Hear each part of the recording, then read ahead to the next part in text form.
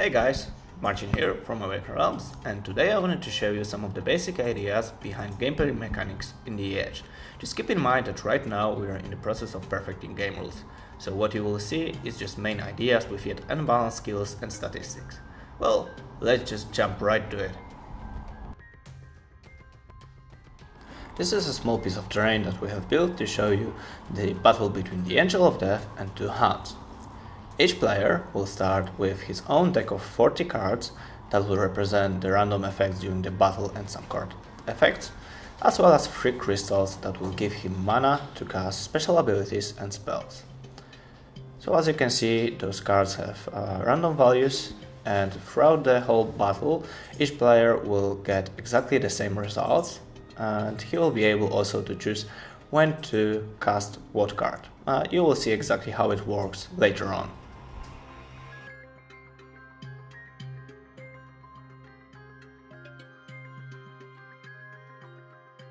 At the beginning of each new turn, each player will draw up to 5 cards. So if he will have no cards left, he will draw 5 cards. If he will have 2 cards left, he will draw 3 cards, and so on. So normally you will obviously not show your opponent your hand, your cards, so this remains secret. But for the purpose of this video, we are showing them to you. And the chapter have pretty good hand because there are 2 4s, and as you can see, the demons are, well, rather weak hand. I will show you now the battle between the Angel of Death and 2 hounds for the crystal that is lying out there. Before battle, let's take a look at the unit cards. So first let's take a look at the first hound. There are a few statistics: movement, attack, defense, armor and HP. We'll get to that later, but I would like to focus now on the special abilities. So first of all, we have a hunger. So for 1 crystal, if the hound will wound the enemy this turn, he will be able to heal his own wound if he'll have some. And there's another active ability, Bloodlust. So for 1 crystal, hound will get +2 to melee attack rolls.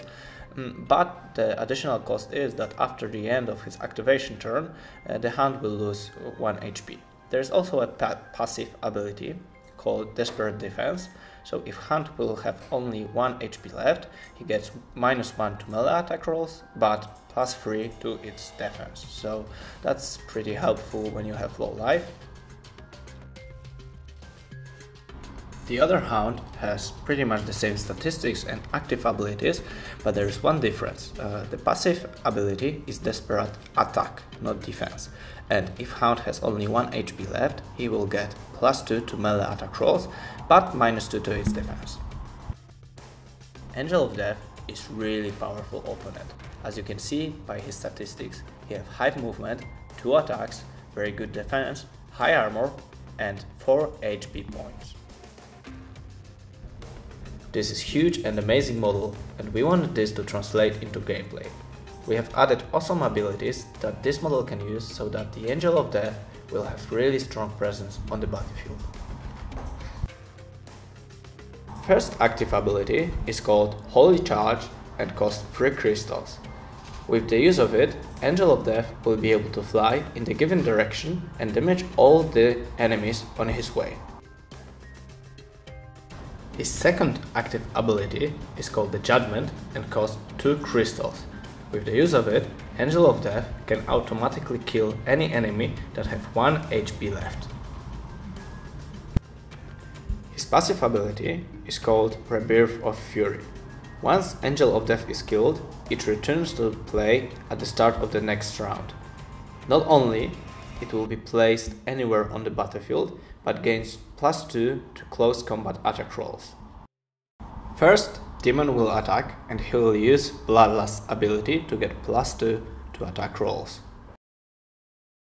After the attack declaration, defending player first choose if he wants to play the cards to boost his model defense and put it on the table face down. He doesn't have to play a card, but he may, just to boost up the defense. Then the attacking player is doing the same thing for his own model, but to boost up the attack skill. Then cards are turned face up and their numbers are added to the attack and the defense. Hound total attack is 9 and Angel total defense is 10. Now the attacking player is rolling a dice and adding the result to his attack. If his attack is greater than the defense of the defending model, then his attack is successful. Attacking player has rolled 4, so his attack is successful. Attack came through, so the defending player will now roll on the armor save. The roll is 4, so the attack was successful and Angel of Death has right now only 3 hit points. Remember that after the Hound's activation turn, he gets 1 wound because he used Bloodlust ability. Now Angel of Death is going to use the fact that the Hound has only 1 HP left and he will use the Judgment ability to automatically remove it from the battle. After playing his special ability, the Angel of Death will now do his normal attacks. He has 2 attacks, each with a value of 4. Remember that you do not always have to play the random cards, you will have only 5 of them and there will be lots more units than in this sample battle. So you will have to be very wise about choosing them to add to the defense or attack skills. Just like the last time, the defending player will now pick a card that he will want to add to the Hound defense skill, and the attacking player will do the same with the Angel's attack boost.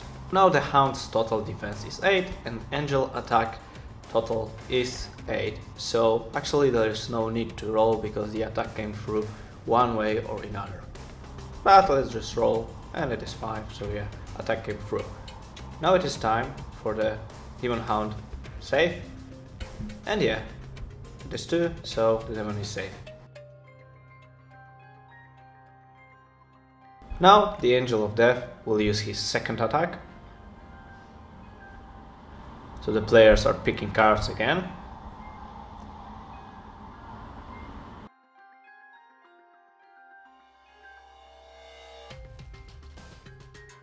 Well, we have the same cards, so Hound total defense is 8 and Angel total attack is 8, so again the attack will come through.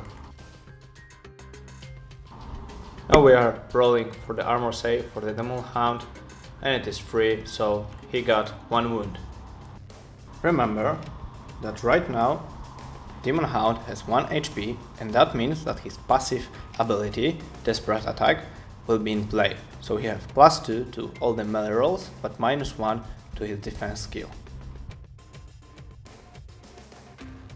Demon Hound will use the Hunger ability, paying 1 crystal, and if he will successfully wound the Angel of Death, he will be able to heal 1 of his wounds. Right now, he'll be attacking the Angel of Death, and we are normally using the cards. Hound's total attack is 7, and Angel of Death total defense is 9. So now the demon player needs to roll at least 3, and he rolled 5, so the attack came through. Now it is time for the armor save of Angel of Death. We need to roll 1, 2 or 3, but we have rolled 6. The Angel of Death will get another wound, he's now at 2 HP, and the Demon Hound will be able to heal 1 of his wounds, so he has also 2 HP. After all units has activated and made their move, there is time for gathering crystal stage. There are 2 possibilities when it comes to crystals. First one, when there is no enemy units around the crystal. Then you can automatically gather this token and add it to your mana pool. When at the end of the round there are some enemy units near the crystal or engaged in the combat, the situation is different. Each player sums up hit points of all his units near this crystal, and the one with the bigger amount of them will have a chance to gather up the crystal. To gather crystal in this kind of environment, he will need to roll 4, 5 or 6 to successfully complete the action.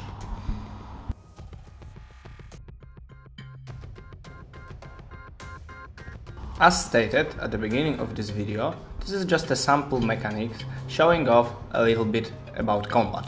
In normal gameplay there will be more units, special abilities, cards and so on. Given the chance, I also wanted to thank you for supporting The Edge. We are now over 20,000 mark and just unlocked free Kickstarter exclusive miniature, Razak Mercenary.